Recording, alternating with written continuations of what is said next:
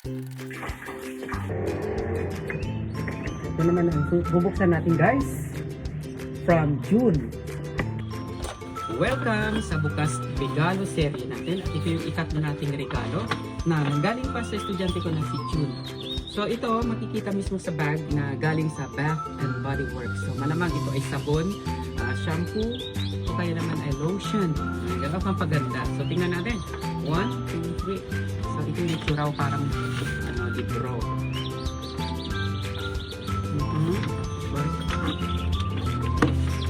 Ganon ang repacking niya.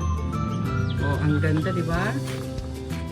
The Marvelous World of Bath and Body Works.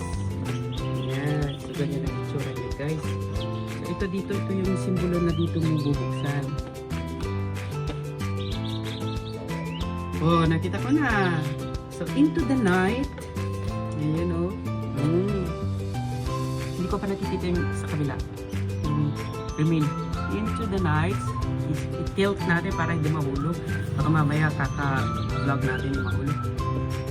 Into the night. Ano ito? Lotion ba ito? Hindi ko mabasa.